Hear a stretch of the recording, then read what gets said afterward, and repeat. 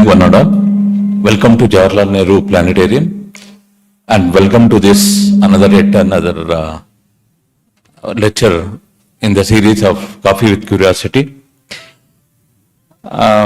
This program, which happens in collaboration with ICTS and JNP, has been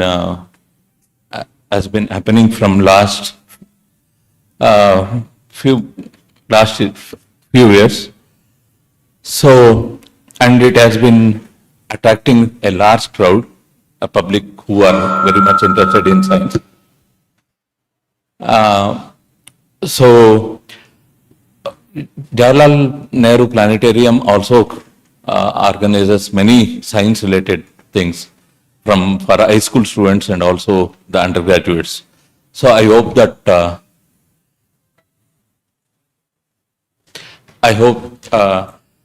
if you are interested, some of the programs will definitely interest you.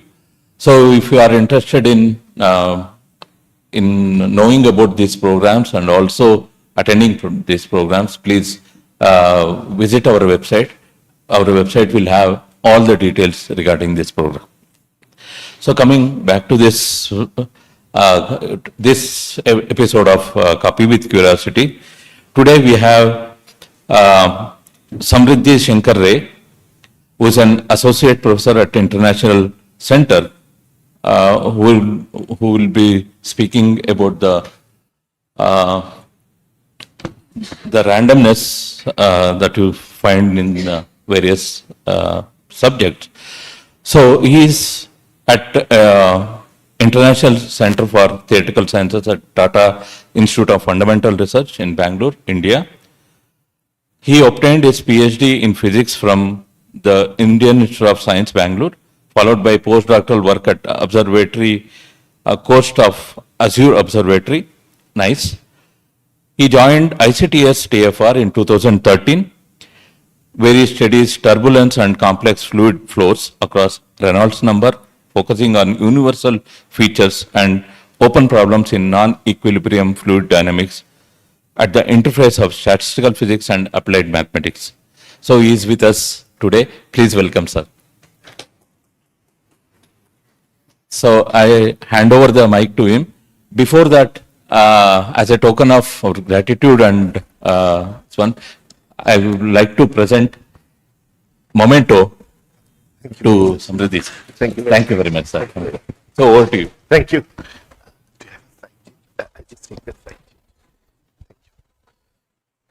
Okay, so thank you very much. Sure. And my apologies for this delay. It's entirely my fault. And so thank you again to the Planetarium and all of you for hosting me. And also, as from ICTS, we've had a very fruitful partnership, and I hope that continues for years. So after having kept you all waiting, I'll torture you a little more by sort of offering you a virtual cup of coffee and not a real one, which is what I should be doing. And what I'm asking is, and it's something that all of us, especially those of you like me who likes their tea and coffee sweet, we know the answer to this question, right? We know that that if we want our coffee to be sweet and not cold and it's still hot, we should always put sugar and then stir.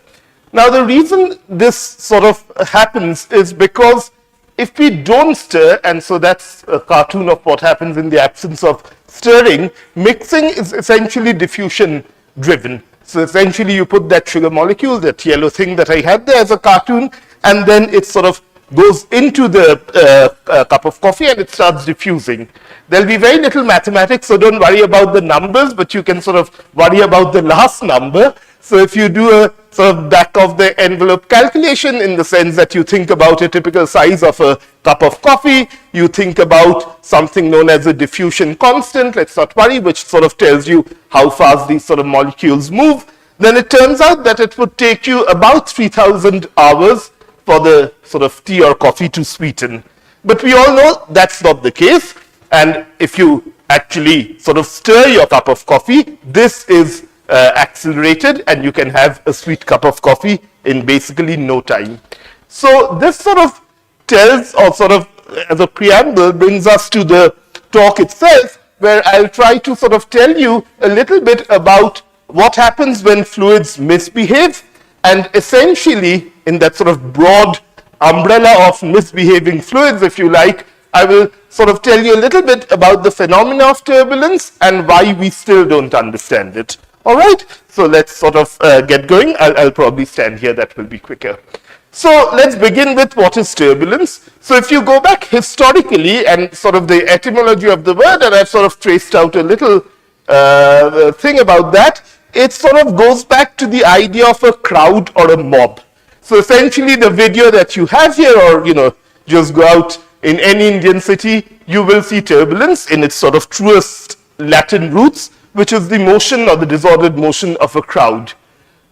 If you then want to Google about it, which perhaps some of you have, then what the typical definitions which come up have nothing to do with misbehaving fluids. It all has to do, especially, in the world that we live in now, I'm pretty sure most newspapers use the word turbulence all the time regarding several things that's going on.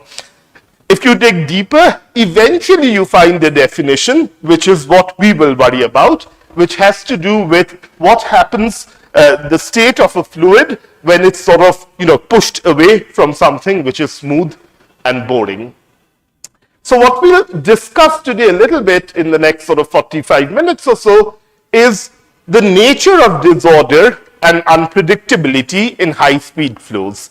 Now, this was something, the earliest evidence that I'm familiar with goes back to Leonardo da Vinci's diaries, where this is, he did a series of beautiful sketches of the river Arno in Florence, and there were several such sketches, and you'll sort of, those of you who've sort of encountered fluids at some level will recognize some of these structures. And what Leonardo also wrote, and that's a sort of loose English translation, he talked about where the turbulence is generated, where the turbulence persists for a long time, and where the turbulence of water settles.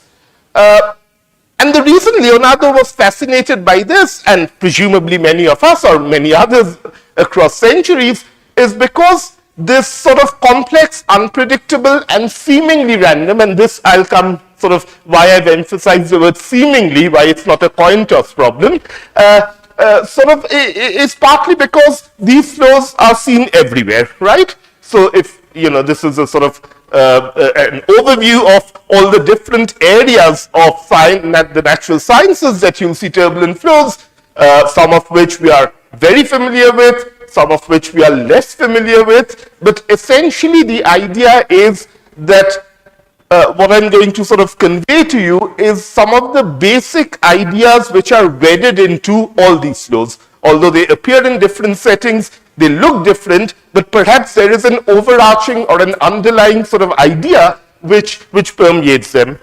And the reason they look different is essentially, if one has to build up a story about how I'm going to describe a flow, then I need essential ingredients. Now, the basic ingredients that I need is something which will differentiate mustard oil from water from air. And that thing is what's known as viscosity. Viscosity is basically like friction. Friction we are familiar with, I roll a ball, it sort of stops because it's sort of rolling on a surface which is rough. I can make the surface rougher and it will sort of slow down even quicker. Viscosity is that for a fluid. It's sort of the friction when little sort of fluid elements rub against each other. The other thing we have to worry about is how do we stir up the flow? Do we use a spoon to stir our coffee? Do I use a hairdryer to sort of, stir my cup of coffee? Do I buy expensive fans in a wind tunnel? Is it just sort of some oceanic currents which are driving? So that sort of, again, has to be something that we have to be mindful about. And of course, boundaries, which has to do with, when does a cricket ball start to reverse swing? And the reason of that, as some of you might know, is because the surface of the cricket ball might change, the boundaries change. So for example, if I'm trying to describe the flow in this room, the exact placement of all these beams where the air conditioning vents are, all of that will determine the precise motion of the fluid. So like in all of, at least certainly in physics or certainly in high school, the standard question was, I throw a ball, where will it land? So now that we are talking of high speeds, the question that we have to ask is, what is the velocity u at any point x and time t? And how do I know if it's, at 4 p.m., if its velocity is blah here, what will the velocity be at 5 p.m.? Or at 4 p.m. if the velocity blah is here, at another point a little further away, what will the velocity be? So I will not go into derivations, but of course for sake of completeness, and these are heroes really, what people did was essentially use Newton's laws of motion. So what I'm trying to emphasize is that this is something that, young students, I will struggle for a few minutes, but you guys will probably be able to do this in a minute before your coffee gets cold. And so you can use Newton's laws of motion, and Leonhard Euler, one of the sort of great mathematicians that we've sort of ever had, in 1757 used essentially that, and he wrote down an equation which goes by his name, the Euler equation. That's always great to have an equation after your name. And essentially what the equation tells, without again worrying about the details, is that if you tell me what the velocity here at this point at time 4 p.m. is, if I'm able to solve this equation, then I would know what the velocity at this point or any other point will be at any later time. All right. Spoiler alert, we don't know how to solve this equation, and that will be one of the fun things that we'll go through. Now, Euler was a mathematician, and he didn't really worry about real fluids which have viscosity. So there is no term in this equation which differentiates honey and water. He assumed it to be an ideal fluid, in principle a frictionless fluid. It took a few more years for Navier and later Stokes, French and English, to actually introduce the notion of viscosity. And what they did was they just added this term, okay, I'm sort of simplifying it, where that little sort of letter there, which is called mu in Greek, that will tell me whether it's oil or water or honey. All right. So this equation in principle applies to all fluids, whether it be the mustard oil at home, the coffee that we are going to have shortly, I hope, and any other fluid that you can think of. So here are, experimental realizations of two sets of fluids. This one is known as laminar. So there's water, which you can't see. So helpfully there's a green ink injected in it. And that is what would be a turbulent flow. The way it's done essentially is to shine green laser light. It sort of reflects off some water particles that you put in a flow, and you see that there is a great difference between the two. In one case, that green dye moves in a straight line. It has no misbehavior, if you like, whereas the other seems to be all chaotic, all disorder.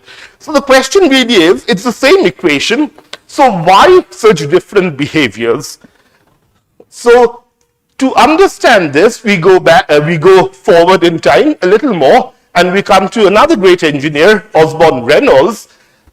He looks quite serious. So what Reynolds said is that what essentially separates a laminar or a turbulent fluid, same equation, everything's the same, is if you just go ahead and divide this term by this term. If you are curious why that's a good thing to do, we'll discuss it over coffee. All right? But let's say that that's a good thing to do. So he does that, and he comes up, and if you sort of think about or squint your eyes, you see this mu is in the denominator, so the rest of the term sort of reorganizes to have essentially some velocity, some length divided by viscosity. It gives a Reynolds number. Oil is more viscous than water, so that number presumably is higher for water, even higher for air, and very small for oil. And what Reynolds sort of figured out was that essentially you have a laminar flow when Reynolds is small, the number, so it's named after Osborne Reynolds, and when the Reynolds number is large, you have turbulence. So this is a very nice sort of video from Chirag Kalilkar's group in IIT Kharagpur, where he cranks up the Reynolds number. It keeps on going up, and you begin to first see a nice straight blue streak, laminar, no disorder, nothing chaotic. As that number becomes larger, kind of all hell breaks loose. So this brings us to some sort of a toy definition of what would be a turbulent flow, it would be essentially the state of a fluid at very large Reynolds number or very small viscosity. And we'll see what that means for the fluid itself and why things become quite strange. So, sort of easy way to think about it is turbulence is what fluids do when friction is too weak. So there is not enough sort of losing of energy to make things come, all right? So the fluid is full of energy, it's not sleeping well, it's sort of gone bonkers, it's had too much caffeine, all right? So let's now sort of, I've sort of covered 2 centuries, so let's come to the 20th century. So the 20th century was rather interesting. There were various sort of groups across the world in the great universities of that time who were trying to understand this problem of misbehaving fluids. Some of the greats that we have here, we'll of course not go through any of their work in any degree, but I think it's nice to sort of pay tribute to them, were Prandtl and von Karman. Von Karman was a student of Prandtl in Germany, and there of course was the Taylor, the great Geoffrey Taylor at Cambridge, and that sort of continued. Parallelly, in another continent, in the US, there was this great aeronautical engineer, Dryden, who was making all these beautiful measurements in wind tunnels. So there were these equipments and instruments which were available, and if you think about it a little bit, you realize that wind tunnels were being built as the bugle of war was sounding in various countries. So they were not always being built with the point of view of actually studying turbulence, but for other reasons as well. Then, and this is a remarkable man, and I'll speak about his work at least, then we come to Louis Fry Richardson. Now, there were several things which were very interesting about Richardson, and I say he was a pacifist because he held that card very strong close to his chest, and we can talk about his life a little later. Among several things that Richardson did was this remarkable idea, which was never came to fruition, where he thought about building a room like this, but with a globe. And he envisaged that he'll have n number of young people at each corner solving their little Navier-Stokes equation and telling their neighbor what that is. We now know that to be what's roughly known as parallel computing. But he was sort of thinking about this when he was thinking about weather and climate. And there's a wonderful book whose reference I think is there later. So what Richardson did was ask the following question. I have a turbulent flow. I've stirred it, I've put in energy, where does that energy go? All right, so that's a 0th order question that we want to ask. So what Richardson said was the following, that yellow egg that you see there, that's, let's say, the largest scale in this room. Or if I had a fan, it's sort of the size of the arms or the, what are they called, blades of the fan. So that's the length scale at which energy is being put in the system. And then Richardson sort of assumed that that yellow blob that you see there breaks up into smaller blue blobs. So in his language, what you have is a generation of large objects carrying a lot of energy. Then that energy slowly gets sort of put into smaller blobs. And essentially you have a gain of energy right up there. Then at very small scales where things can rub against each other, you will essentially have, and you'll see some red spots show up here, you will essentially have the energy being lost. After all, there has to be a balance. The energy has to go somewhere, and that's where molecular viscosity leads to energy being lost. If you like, for the younger folks, it could be, if this sort of set of rows are the same, so this is the yellow blob and the blues, and at the end the red, if I brought a large box of chocolate and then you pass the chocolate behind you and break it up into the many people that are there, and none of you eat it. You just pass it along till the guys at the last row, they're the viscous guys, they all eat it up. I continue supplying chocolate and the last row continue eating it up. The ones in the middle, no joy except to pass the chocolate behind you. This was Richardson's picture.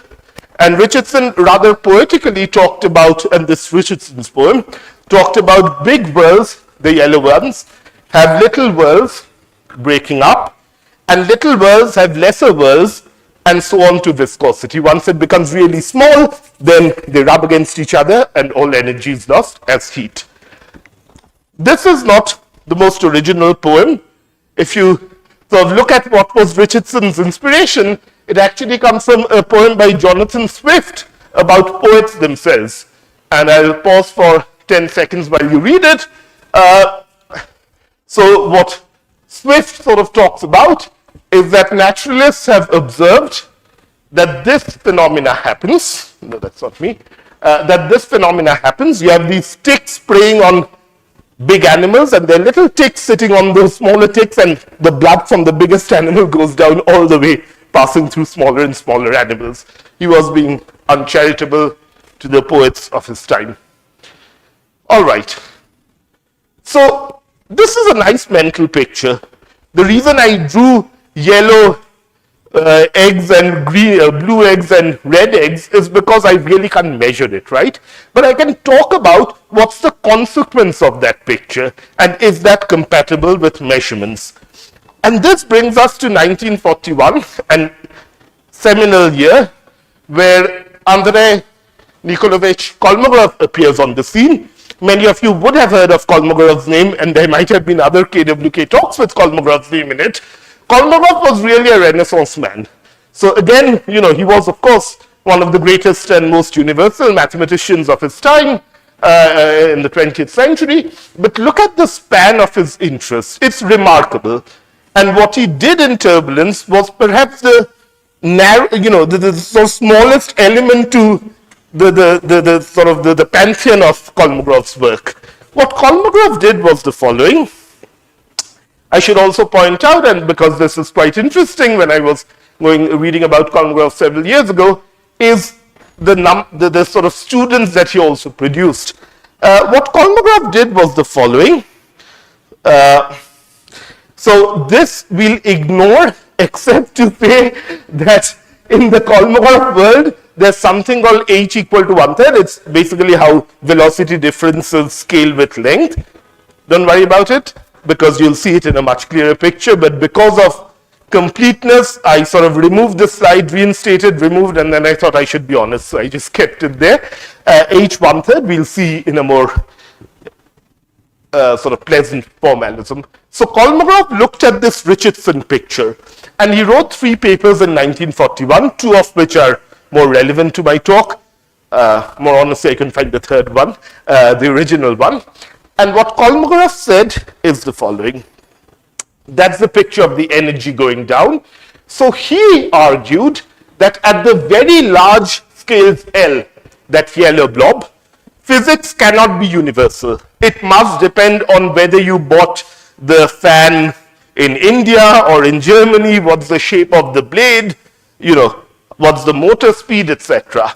At the smaller scale where energy is eaten up, the chocolates which are eaten up at the back row, there again it really depends on the fluid, whether you're using water, SF6, oxygen, air, whatever. So the physics cannot be universal at those 2 scales. Different experiments should show different things. But this middle, this sort of blue set of blobs must be where physics is universal. What it means to be universal, it cannot depend on viscosity, it cannot depend on anything except the scale R, where this sort of, except the, let's say, the size of these blue balls, right? And steady state, of course, means that what you're injecting, what you're losing, and what's getting transferred, which I've called pi, must all be equal. Otherwise, there will be accumulation, right? So this was the essential idea of Kolmogorov. And with that idea, Kolmogorov did something remarkable. He asked the following question. He said, let's take the velocity field at this point, and let's take it at this point, and they're separated by a distance r, where r is in that universal blue ball sort of length scales, right? So it could be, let's say, a few centimeters, if you like, in the atmosphere. And what he wanted to do is to look at the difference of the velocity at these 2 points, which is still a vector. So for technical reasons, then you project it along the line of sight. That makes it a scalar, so it has no vectorial nature to it. And then he asked, what is this? Now, we know the dimension of velocity is length over time. We know the dimension of separation is length.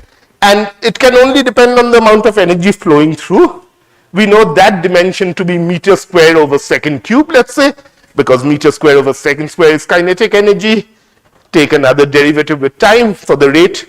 And that, all of that leads to the fact that if I construct something like this, that is, take this guy, raise it to the power p, so take square of it, take cube of it, take the fourth power, take the power 3.8794, whatever you like, you should end up with an object which goes as r to the power p by 3.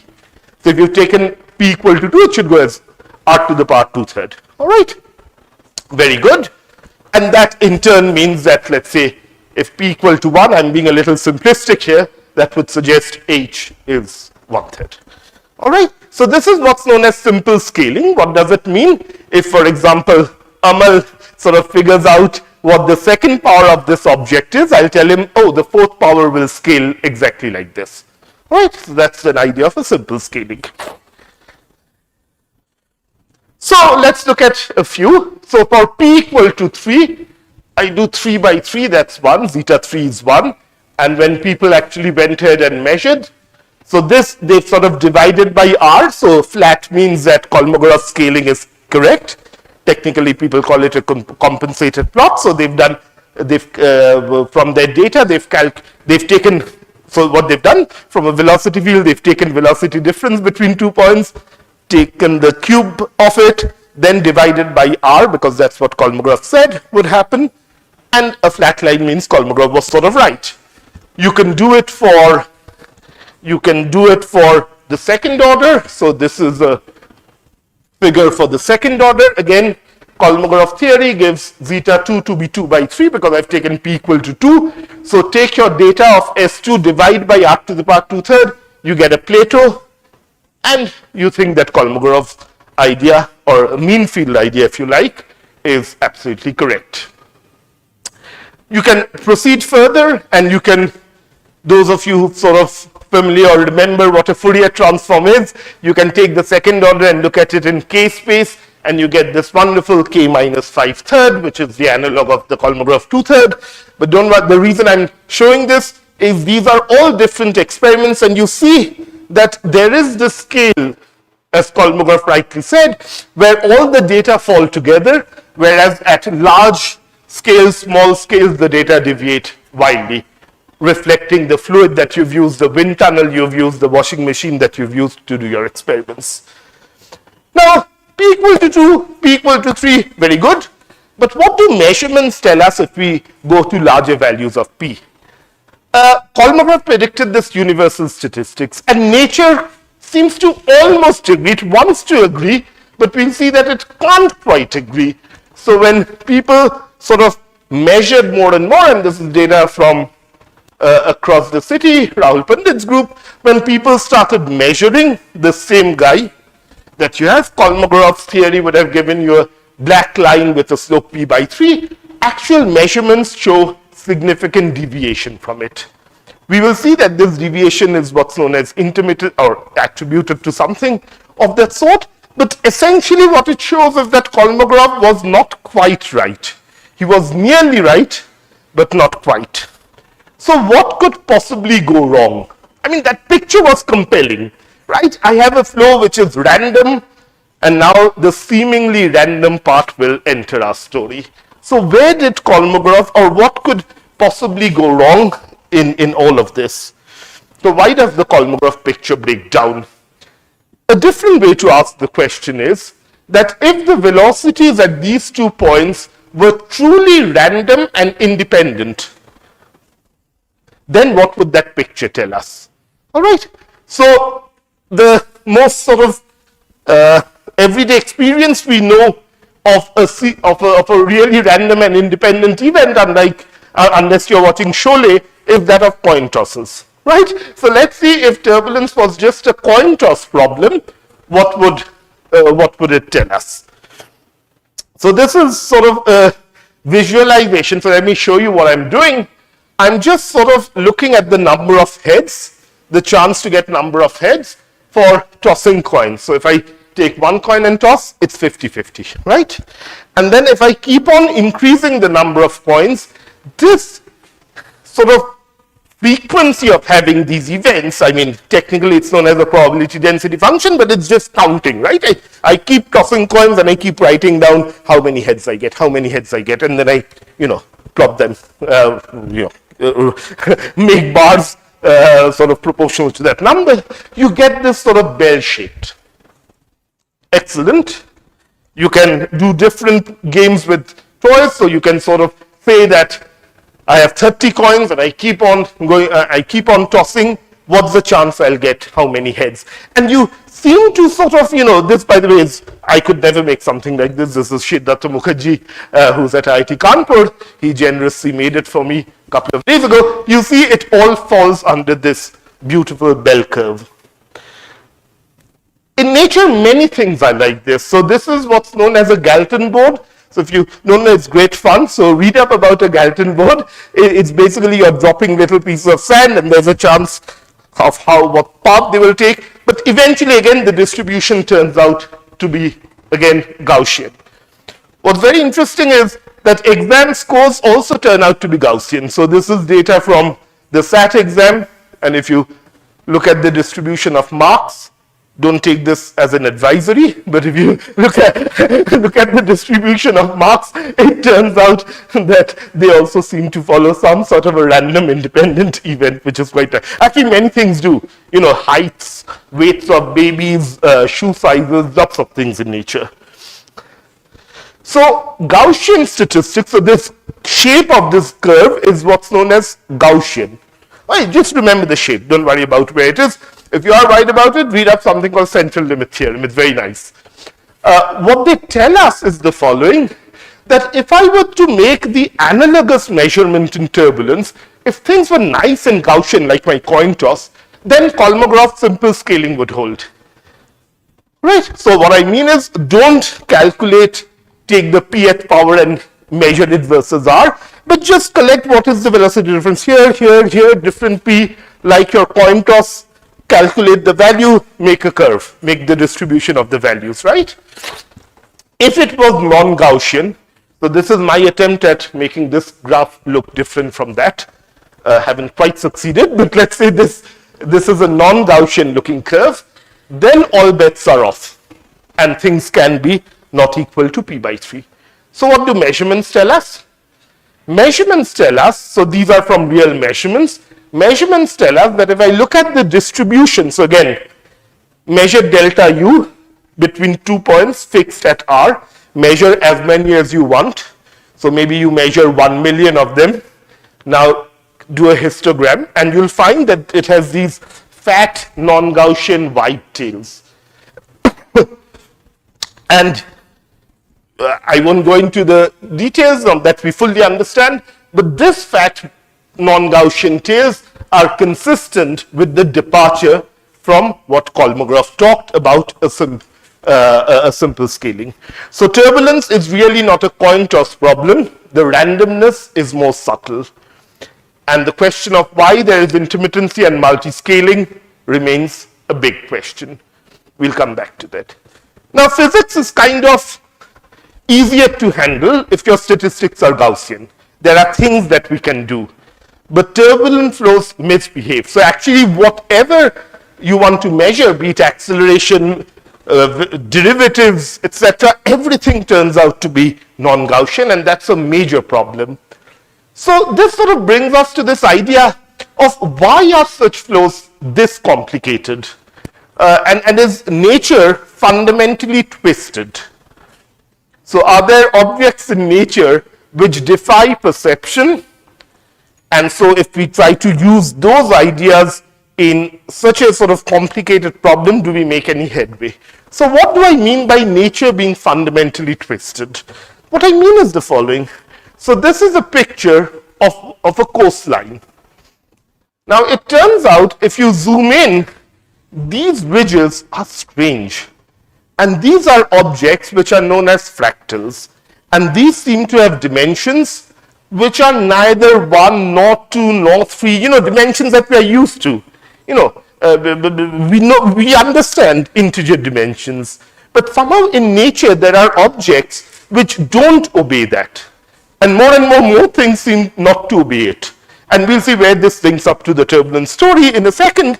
And this was something which was a major sort of breakthrough some years ago, decades ago, and essentially goes back to the work of Benoit Mandelbrot, and his wonderful sort of exposition, The Fractal Geometry of Nature, where he sort of told us that nature is more complex, more interesting than what we would think about dealing with straight lines.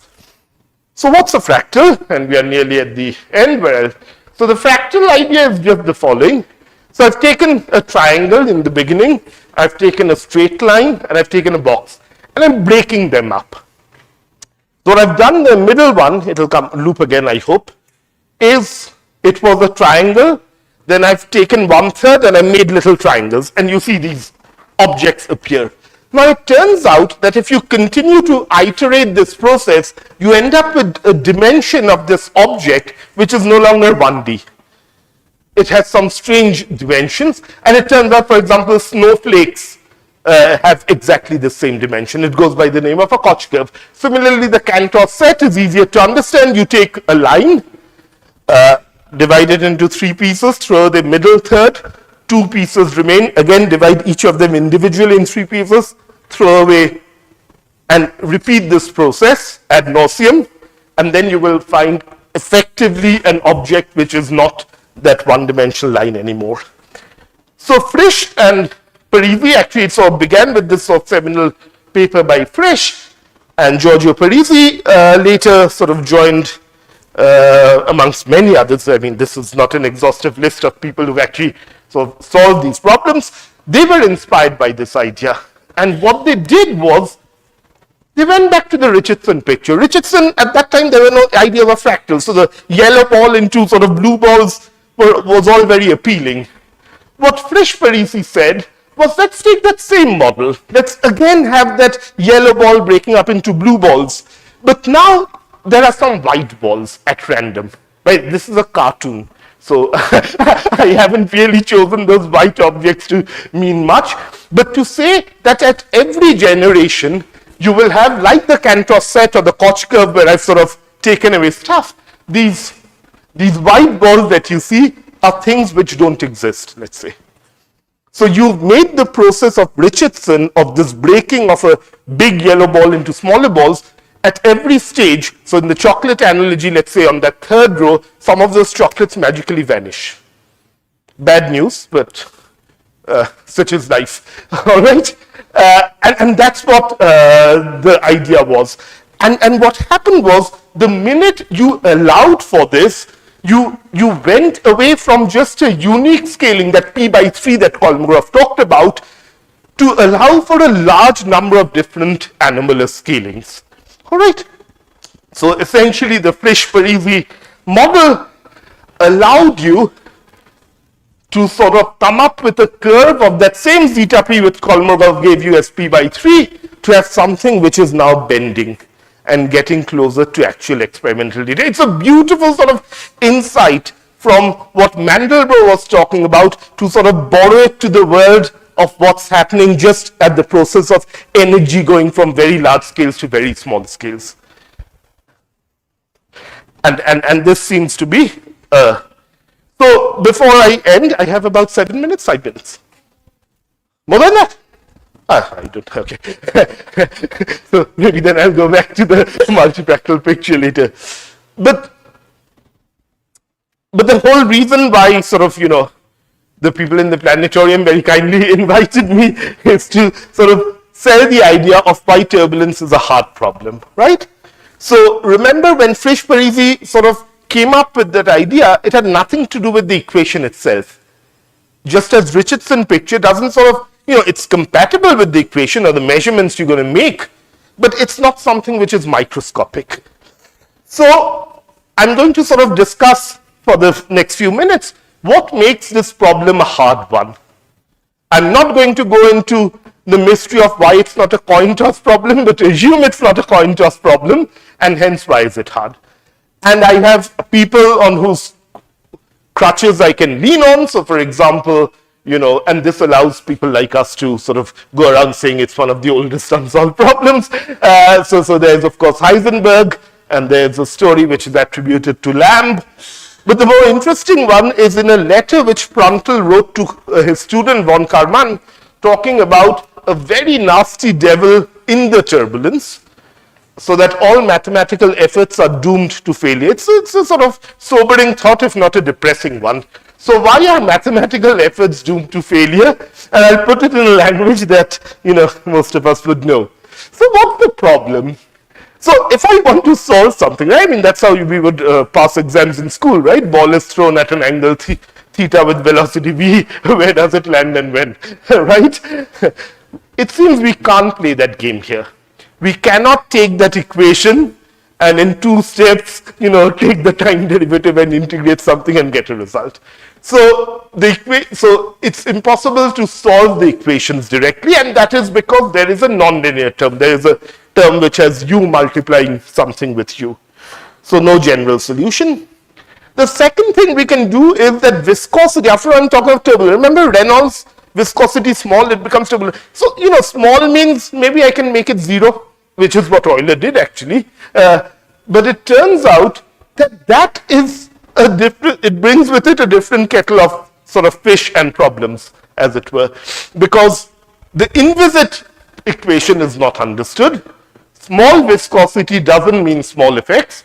And what's known as perturbation theory, if you don't know, don't worry about it. It's basically, if I have something as 0, then I put a little epsilon on it, and then, can I extend the solution from the one at 0 to epsilon. That fails. The third we can do is describe statistics. That's what we did with the pointers, those distributions. So not calculate delta u to the power 3, 4, etc. Can I think about the statistics? Even there we are in trouble, because of its nonlinearity, there's something called a closure problem. So every time, it's like Jacob's ladder. Every time you try to get to heaven, another rung appears. So if you want to look at what's at u cube, you see there you have to worry about u to the power 4. You want to worry about u to the power 4, you see u to the power 5 come about. So every reasonable way we try to simplify the problem leads to a sort of fundamental obstruction that's hard to get around.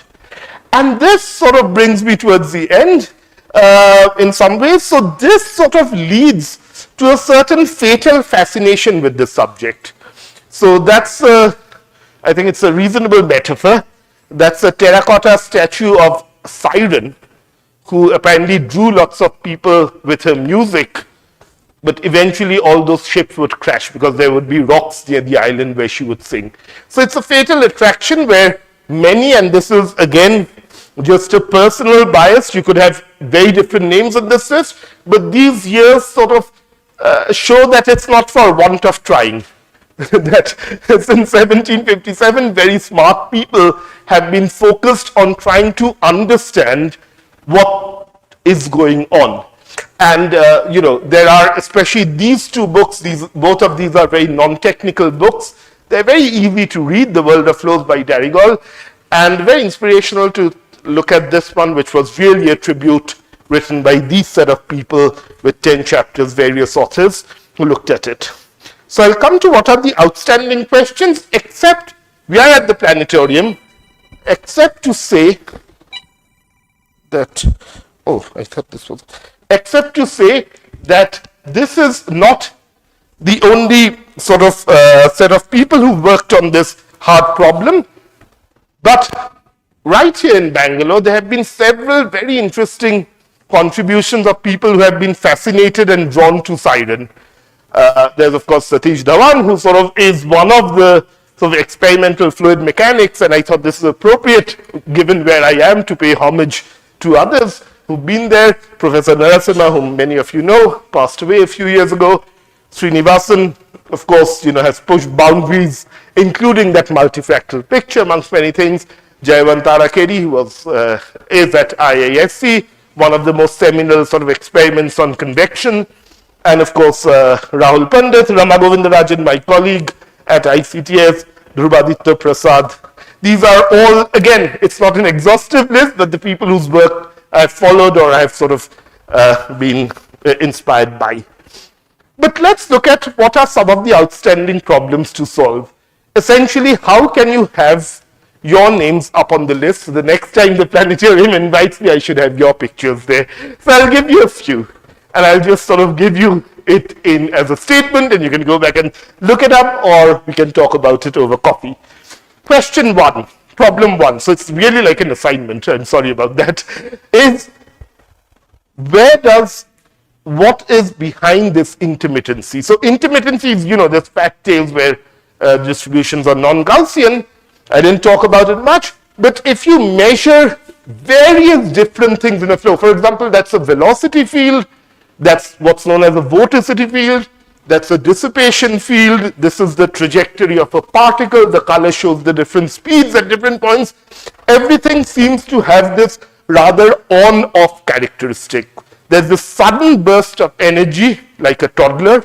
It really is like a toddler. And then there are sort of periods of great calm, and then there's a sudden burst of energy again. So that's one problem. What is the nature of randomness and the origins of intermittency in this problem? The second is something which is a remarkable problem, if you think about it. It's a problem whose sort of Lars Onsager, in one of the very few papers on turbulence, pointed out in the 1940s is the following. So look at that top animation. I mean, it's sort of very poor animation, I apologize. In usual everyday physics, you take a ball, you roll it. If there's friction, it stops. If there's no friction, it continues rolling forever, right? Because there is no energy. So this is, let's say, some sort of energy dissipation. When friction goes to zero, that goes to zero. In turbulence, when you measure this, so this is in some sense 1 over viscosity. So somewhere here, viscosity has gone to zero. What people sort of predicted by Onsager and different measurements from different groups show that the dissipation actually approaches a finite constant value. So what this suggests is that you can remove viscosity, you can remove friction, but the ball will stop because there's finite dissipation. This is sort of, bordering on sci-fi movie stuff, right? I've removed friction, I roll a ball and the ball stops. But this is what happens in turbulence. And this is a sort of open problem. It goes by the name of dissipative anomaly. Why does this happen? Why is it that turbulence admits finite dissipation even when viscosity / friction has gone to zero, which presumably causes things to dissipate, right? And it's perhaps because turbulent flows are anything but ordinary. Then a third problem is an interesting one. I mean, this animation looks worse now than it did on my laptop when I made it. Is the problem of clear air turbulence. And this is anyone who's sort of half familiar with the world of aviation and airplanes know about this. So that black thing is my attempt at a plane. The blue thing is my attempt at very calm air. And when this black thing goes up and down like this, it's my attempt at showing that the plane has suddenly encountered a turbulence patch when there was none. All right? So you have to imagine. Okay. So one of the sort of, again, a great problem of great industrial and sort of human element is, how is it that so this phenomena goes by the name of clear air turbulence, is the problem of how can there be a sudden emergence of turbulence in an apparently smooth flow? Problem 4. So I'll give you 5 problems, right? So 5 assignments for 1 lecture. Problem 4 is much more direct, much more of relevance, especially to a country like India, is what is the role of turbulence in making small droplets which are suspended in a cloud grow to bigger droplets such that rain will happen? And here I'm very lucky. So you can go back and look at my colleague Rama's Kaapi with Kuriosity talk, which was, I think, about a year and a half ago when we were still in the basement here. And she discusses this problem in great detail. And the last problem, the big sort of mother of all deals problem, is the following, which is do smooth, and this might sound opaque to most in the auditorium, but I have to show it. So this is one of the millennium problems, which in 2000 was posed as a set of 7, 8 something like that, 7, right? Fundamental sort of problems in mathematics that have to be solved. It carries a prize of $1 million. That's good news, but you'll get much more if you actually solve it. And it is to show whether the Navier-Stokes equation with initial conditions which are like sin x, let's say, stays nice and well behaved and don't misbehave for all times. All right? So these 5 are absolutely fascinating problems that you can look at, and you can look at it, and this is taken, I should have mentioned, sorry, this is taken from Uriel Fischer's book at the end. It's in French, but I'll tell you a little bit. So this is to help you climb the mountain of turbulence. That's the peak at infinite Reynolds number. There are several parts to this. There is something known as the renormalization group approach, which seems to end somewhere here.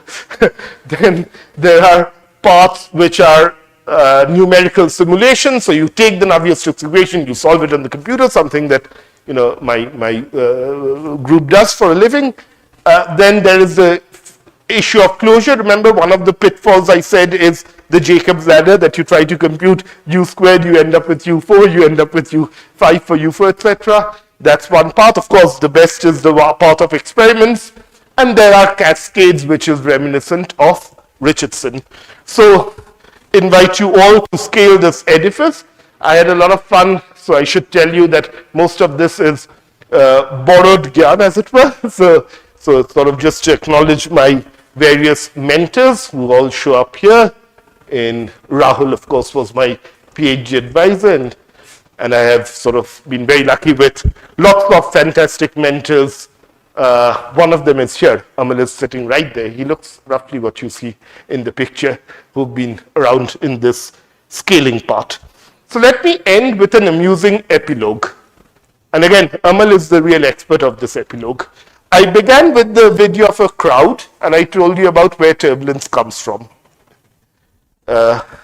linguistically. Now, it turns out in the last 15 years, Amal, you would say 20 years, something like that, people have sort of figured out that a crowd of bacteria also seems to show these turbulent-like states. So it's very interesting that after 500 odd years of looking at turbulence only in inanimate objects of molecules without life, we are now discovering these flow-like states in the world of the living. So far, world of tiny living objects. But it's for me, it's rather amusing that you end up seeing these sort of crowd of bacteria show turbulent states. So I'll end with this visualization from Brahim's group. You can guess slowly, it's an experiment on flows. You can guess slowly where this will end up. And with that, I thank you very much for your attention. And we can sort of enjoy this video, and you can try to guess what will eventually emerge. Thank you very much. Thank you for such an interesting talk. We'll take the questions now. If you can raise your hand, we'll pass the mic to you.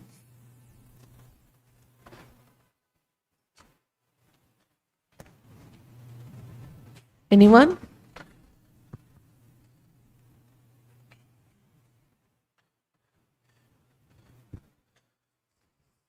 So they keep turning this and repeating this experiment until they get it right, and you'll see what that right. Yes, sir. I am very curious about this fact that we find it so hard to compute or solve for turbulence, but nature is doing it.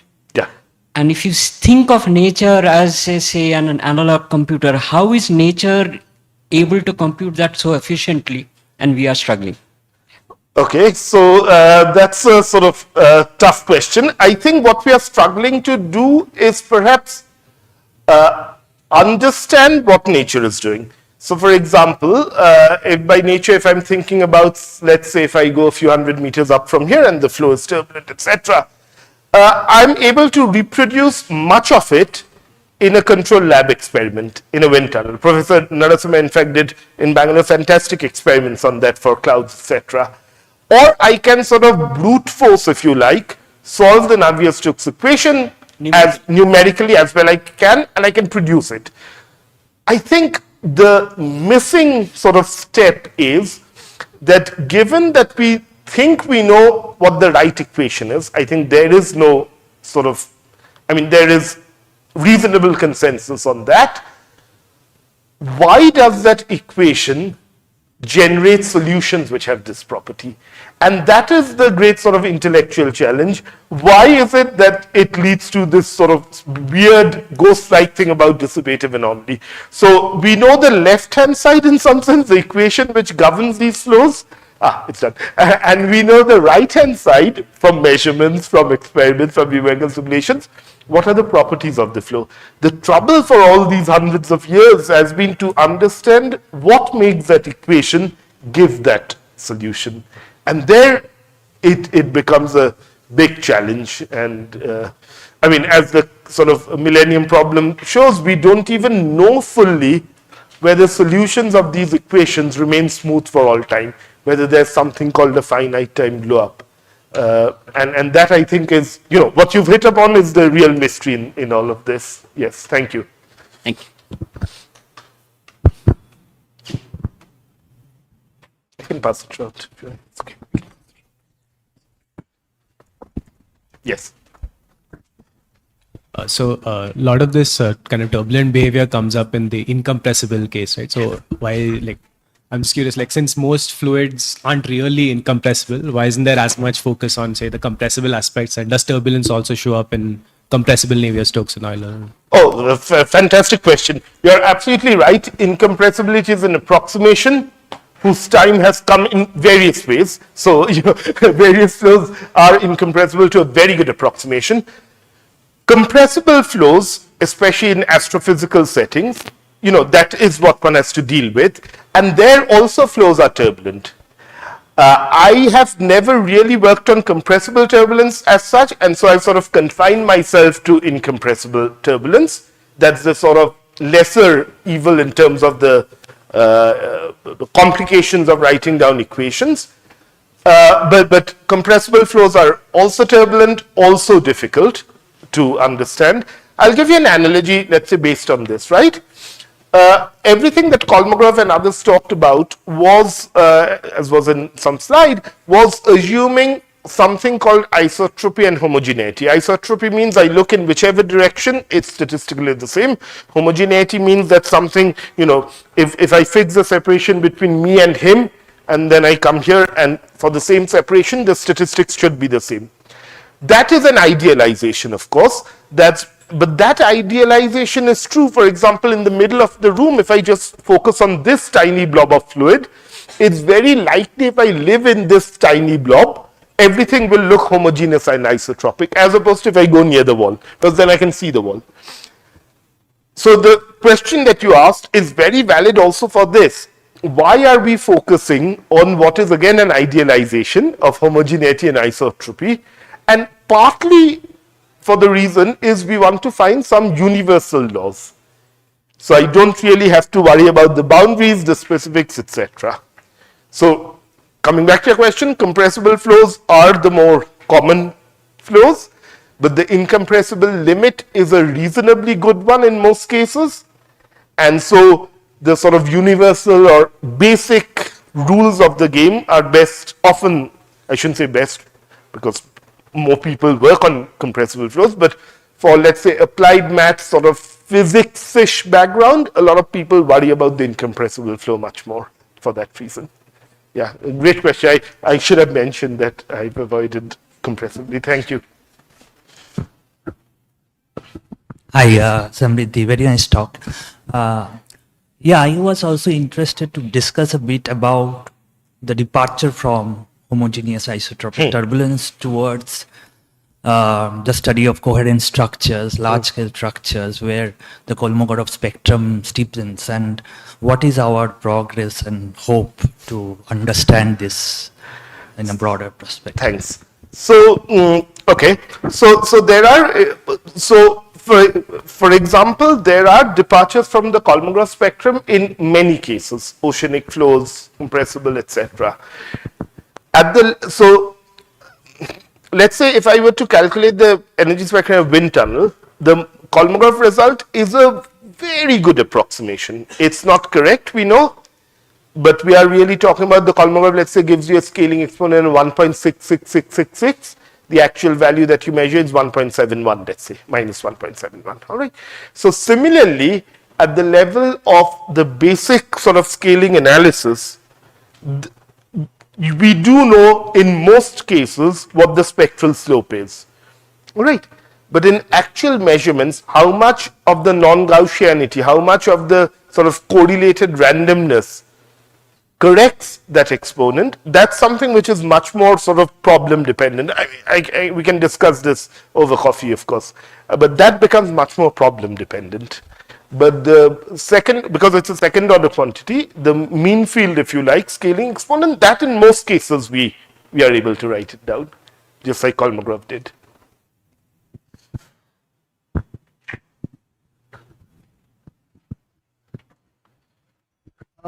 I wanted to ask about statistics and chaos and turbulence. So, using chaos or statistics, we have been able to at least predict weather patterns, not entirely or accurately, but to a certain degree, right? So, I understand that approach we can also use in turbulence a little bit, maybe. And what is the problem over there? I was trying to understand the problem. Okay. So first, we should make a difference between statistics and chaos, if I understand you well. So turbulent flows are certainly chaotic. By that, I loosely speaking, what I mean is that if you take two fluid elements which are infinitesimally separated at very small separations, then in a finite time, they go very far away, positive Lyapunov exponent, etc. At the Kolmogorov level, we do understand quite a bit about this Lyapunov exponent, and as you crank up the Reynolds number, how this Lyapunov exponent becomes larger and larger. So that bit we understand. The other bit is one of statistics, right? So of course what we did was, and I glossed over that in some sense, the very few formula or equation that I showed, you saw those angular brackets. So those angular brackets sort of signify a certain sense of averaging. All right. So essentially, some of even the Kolmogorov ideas, etc., many of them hold on average. So so what I was trying to, without pointing out the angular brackets, when I was saying take 2 points here, then I go there, then I go there, and then I average. That's what I mean. The more sort of substantive way is, and I think this ties in what the question you were asking, is I can collect statistics, and people do collect statistics, and that is, of course, the zero, because after all, it's an experimental science. It's a phenomena, so I cannot avoid data, be it from numerical simulations or the lab, or sending a hot air balloon. You use the word, what's the problem, right? The problem there is, how do I connect what I see in my statistics, right, by calculating its moments or calculating its distributions, or what you want, to the equations which gave rise to that phenomena. And that bridge is missing, right? So in the sort of 5 problems that I gave, except 2 of them I think, 3 of them relate to that idea. Just the equation themselves trivially do not tell me that I should have dissipative anomaly. Repeated measurements seem to suggest that I do. It doesn't tell me whether there will be a finite time blow up or not, right? I can make measurements and say, oh, it seems to be, things seem to be well behaved up to the 1 hour mark. But I cannot show it rigorously from the equation. So that's the bridge that, one is trying to. And now I should tell you, in all fairness, there's sort of very good mathematicians who've actually chipped away at this problem quite a lot, I mean, in the last few years. So. Anyone else? We have a few online questions. Yeah. So I'll just read them out.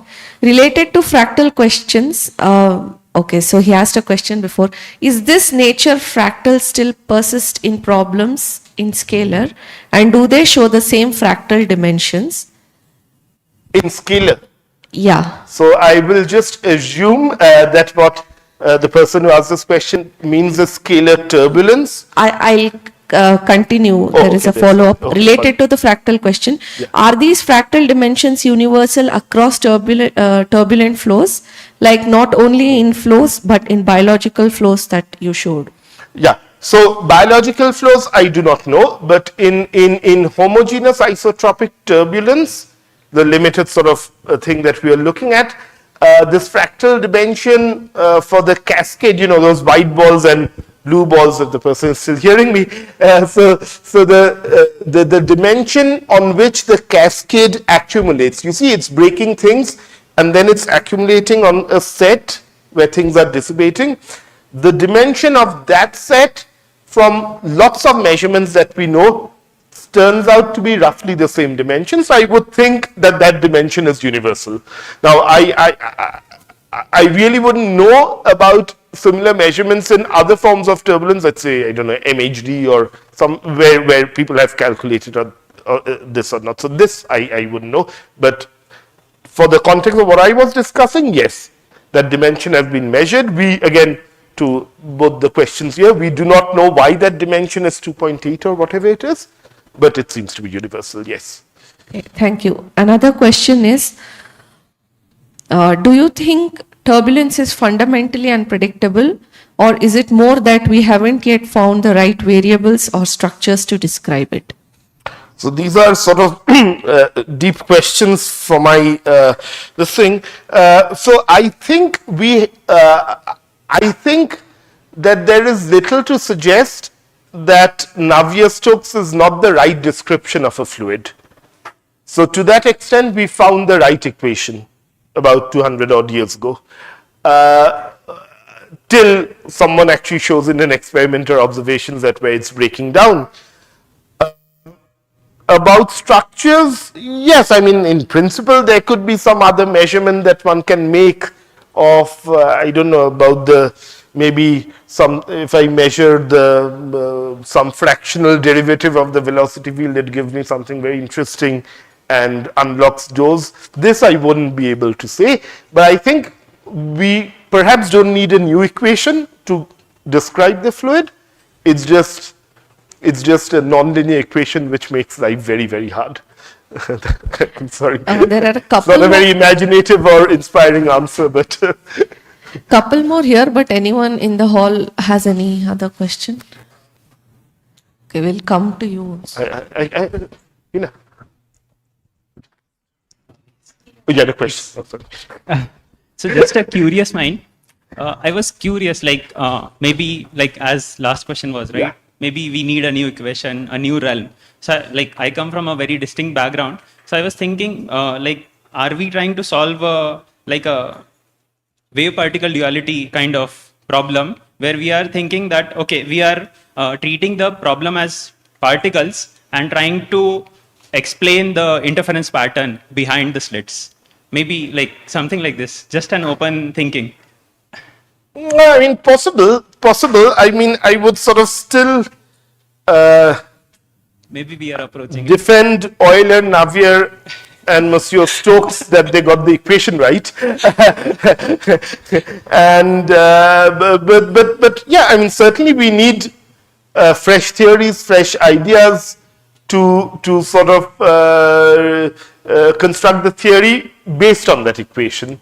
So probably the equation is not the limiting factor, I think. Okay. But the equation is just darn complex, and but yeah, new ideas for sure. Of course, I mean the old ideas probably are not helping us.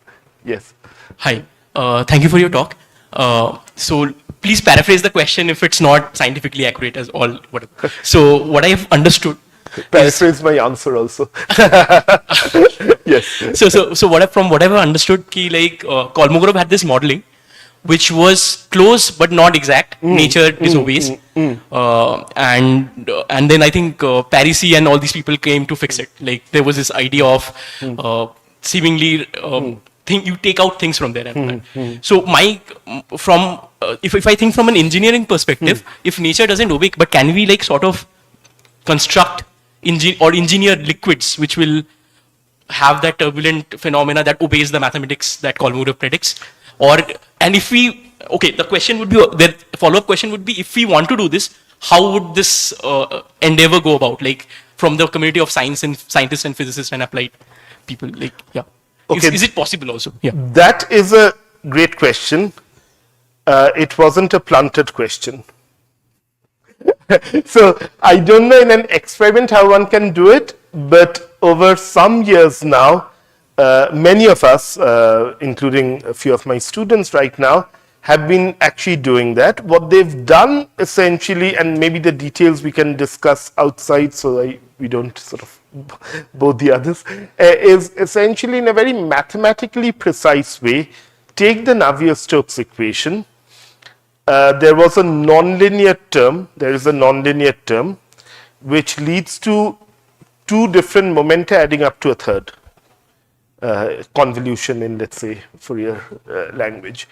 So what this sort of bunch of friends, colleagues, students, etc., have been doing is that they have found a way in which you can perform microsurgeries, for want of a better word, on that term, which keeps the equation mathematically precise. And I'm imprecise when I make that statement, but take it from me, it keeps the equation mathematically precise, but it recovers more or less everything that Kolmogorov predicted. So we are now excited about the fact that we've found a way in a mathematically consistent way to get rid of the devils of intermittency, multiscaling, departures from Kolmogorov, and recover solutions which have only p/3 scaling, where the dissipative anomaly also vanishes. I mean, this I'm sort of hesitating as the last set of calculations are on. Things start to look Gaussian, etc. But we don't know why they were again there in the first place. Now, whether this idea can apply to a real fluid, don't say it out loudly or in public. We don't know a way that it can. Perhaps it does, but we haven't got there. Yeah, exactly. Yes. So, I mean, you mentioned in your abstract that many things are turbulent. You started the talk with many things being turbulent. But is there a notion of turbulent and more turbulent? Can you measure? Like, is there some quantity that you can associate with turbulence and then compare them? Yes. Thanks. So what measure, okay, so let me paraphrase. So the idea is that turbulent flows are when Reynolds goes to infinity. That's where the mathematics happens. Now in an experiment, Reynolds never goes to infinity. It's a finite number, and depending on your experimental setup, you can make it as large as you can. So I'll answer your question. so when does turbulence set in? Now so this probably I should have mentioned. So in many areas of physics, for example, critical phenomena, we know when there is a phase transition, the precise temperature, when you go from a ferromagnet to a paramagnet, etc. Embarrassingly, in the most sort of canonical example of turbulence, homogeneous isotropic, the Kolmogorov world, we do not have the notion of a critical Reynolds number. So what does one do at a practical level? At a practical level, one looks at the scale separation between the yellow egg and those red knobs. We know how that scale separation scales with Reynolds, that we know.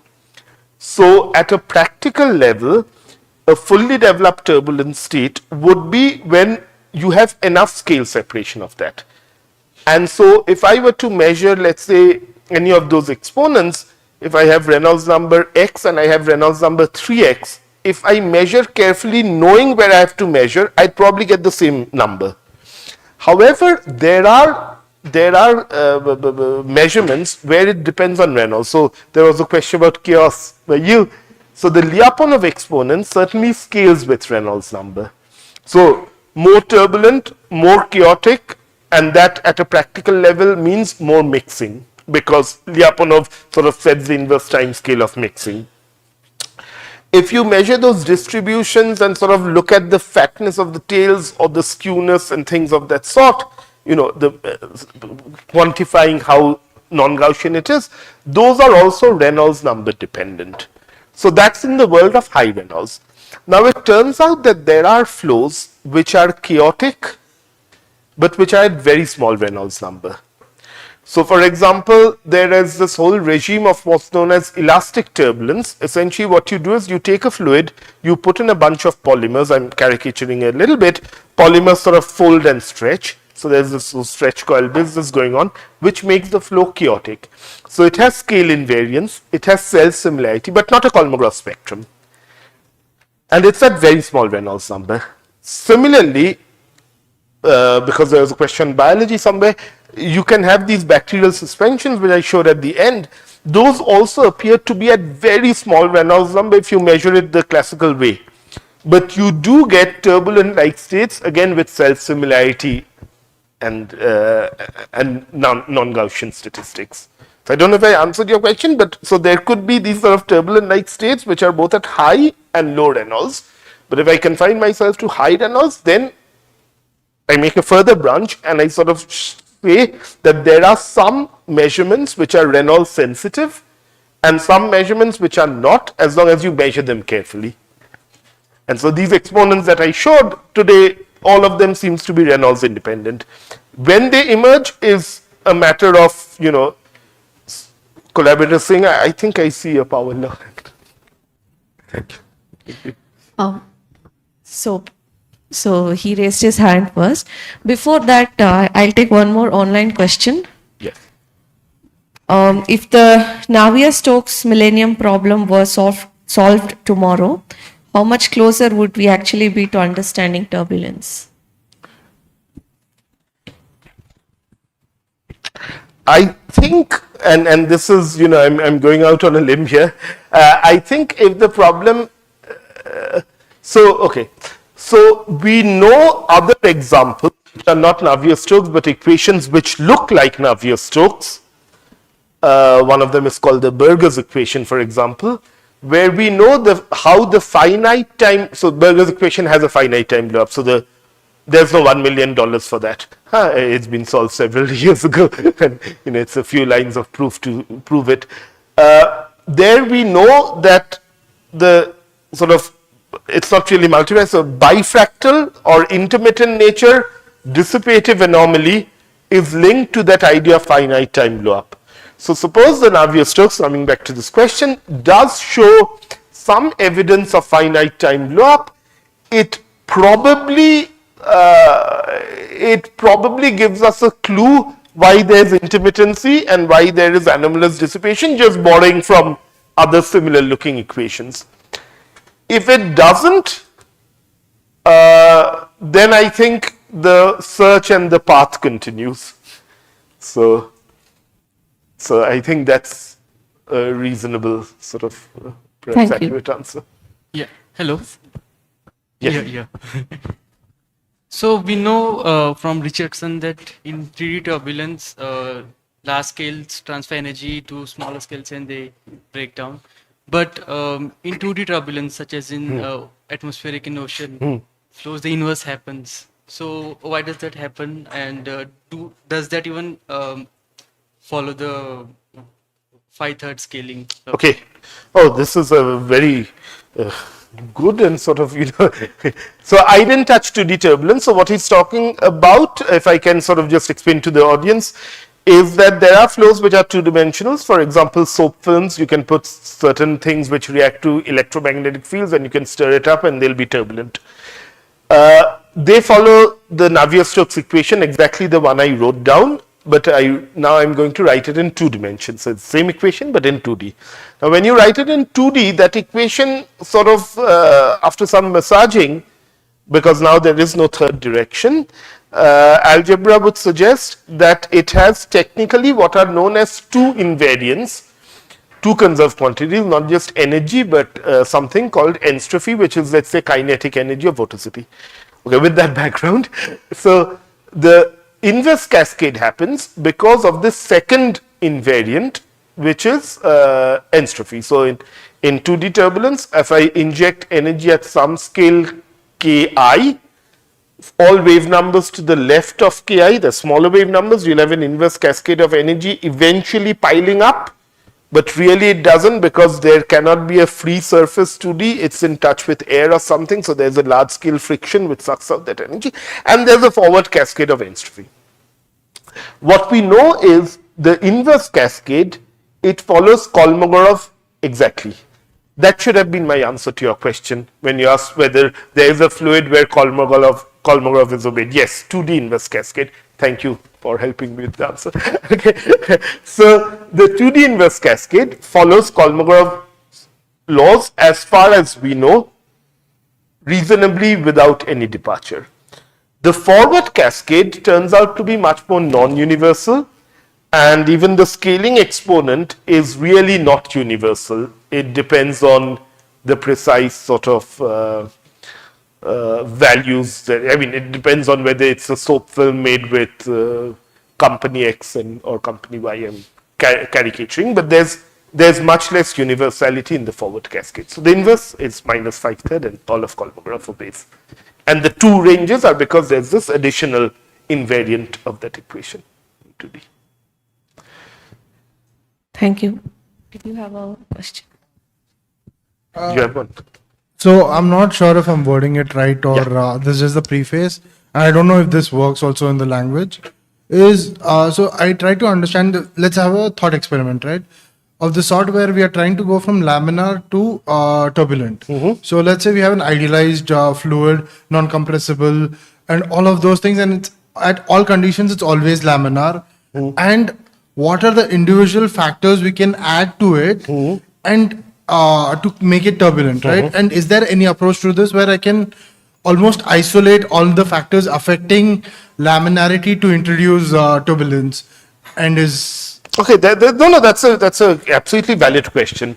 So this sort of goes in an area of what's known as transition to turbulence. And I think I showed Rama's picture, for example. She's one of the sort of specialists in that field. I'm not, but I'll tell you what happens. So at a 0th level, you can start with a flow which is laminar, and you can start pumping in more and more energy. So all that I need to do to make a flow turbulent essentially is to crank up the Reynolds number.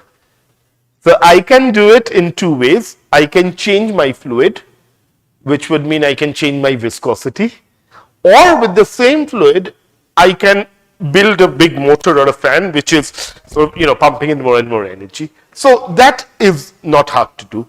The difficult problem is, and I know very little about it, is that intermediate state. I think that's the one you were also interested in, where it makes this transition from a laminate to a turbulent state. It goes through several different sequences of instabilities, bifurcations, etc., which is a very sort of, which is a great problem in itself. So this regime was when you're in the limit where all of that has washed out and you're in the full leader. But your question is absolutely valid. So these are the ways I think I can make that transition from the laminate to the turbulent state. So we'll take one last question and then the others can discuss with the speaker over coffee. Yeah, sure. You had a quick one while the mic is ask me. Oh, it's not a quick one. Okay.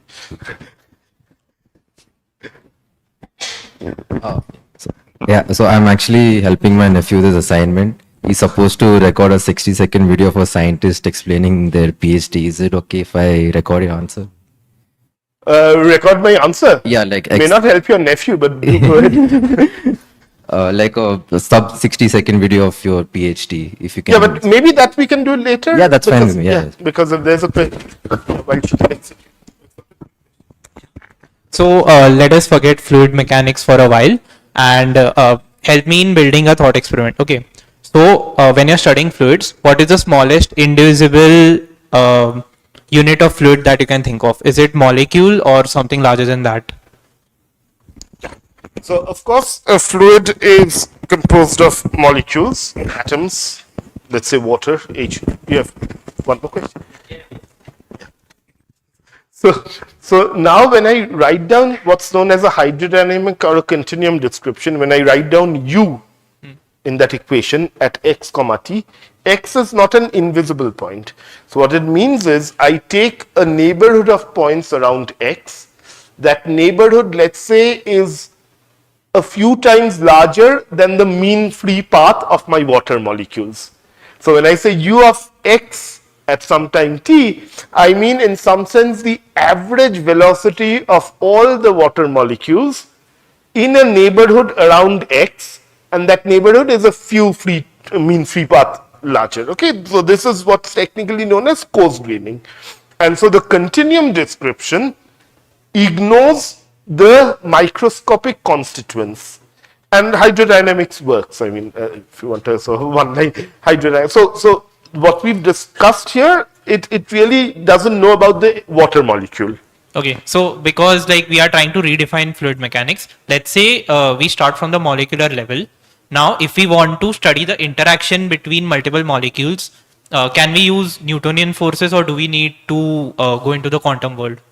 So if you have to go down well into the understanding of single molecule, right? No, interaction, like let's assume the molecule is the indivisible unit, Right. and I gave you 10 molecules, you need to study all the forces between them. They're so far away that what the sort of the most elegant way to think about this problem is what's known as a Boltzmann equation. So what Statistical mechanics. yes. So what, after all, I'm dealing with a collection of things, all right? Yeah. But maybe we can discuss this a little more detail over coffee now, because then it'll take me a little bit of time to go from at what stage I can start ignoring quantum mechanics and why that makes sense for this problem. So the final question just leads up to this, that instead of studying it statistically, let's say we have a really powerful computer which can simulate all the interactions between molecules. Now, is it possible that I construct the force equations, energy equations for all the molecules that I have, run the simulation, and I arrive at turbulent flows through that? It's possible. I mean, there are whole sorts of things known as molecular dynamics, etc., where you essentially do that. So has turbulent dynamics emerged through those simulations? But people haven't really looked at that. People have looked at what's known as the lattice Boltzmann model, which is slightly below the scale of the continuum equations, and people, you do see that a lot of the simulations, etc., in industry, for example, are all lattice Boltzmann simulations. Right. So, yeah, but maybe it's a longer answer than that. So maybe we can do it over coffee. Thank you. Thank you so much. I thank all the audience Thank you very much. who are present here, and also the online audience. And please have coffee and snacks which is being served.